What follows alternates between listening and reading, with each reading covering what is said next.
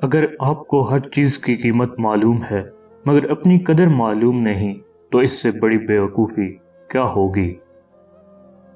محبت کے عادی لوگ لہجوں کی سختیاں برداشت نہیں کر سکتے۔ انسان کو خدا نے بہترین سانچے میں ڈھال کر پیدا کیا ہے، جنتی اور جہنمی وہ بعد میں بنتا ہے۔ تکرار کا نتیجہ لڑائی اور لوگوں کے دلوں کو اپنی طرف سے متنفر کرنا ہے۔ حکمت ایک مبارک درخت ہے جو دل سے اگتا اور زبان سے پھل دیتا ہے۔ شیر شکار پر حملہ کرنے سے ایک قدم پیچھے ہٹتا ہے، پھر پوری قوت سے حملہ کر دیتا ہے۔ اس طرح زندگی کی کوئی ناکامی آپ کو پیچھے کر دے تو گھبرائیں مت، ایک قدم پیچھے ہٹیں اور پھر پوری مضبوطی پختہ ارادے سے آگے بڑھنے کی کوشش کیجیے۔ یقین دلانے کی نوبت آ جائے تو سمجھیں اب فقط تعلق ہی رہ گیا ہے، اب ختم ہوا کہ تب ہوا۔ سخت لہجوں کے ساتھ تنقید لوگوں کی انا جگاتی ہے اور نرم لہجے کے ساتھ تنقید لوگوں کے ضمیر کو جگاتی ہے۔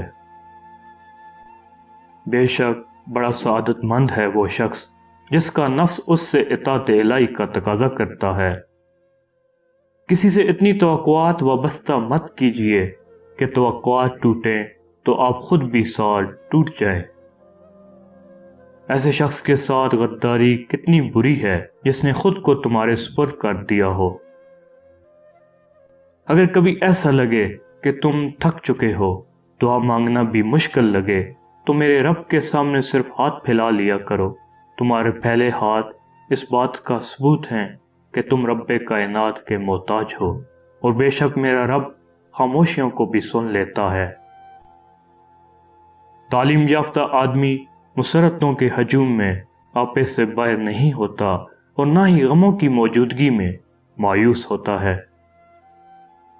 جب لوگوں کے دلوں میں محبت کی کونپلیں بغیر کسی صلے یا تمنا کے پھوٹیں، وہ بے حس نہیں بے غرض ہوتے ہیں۔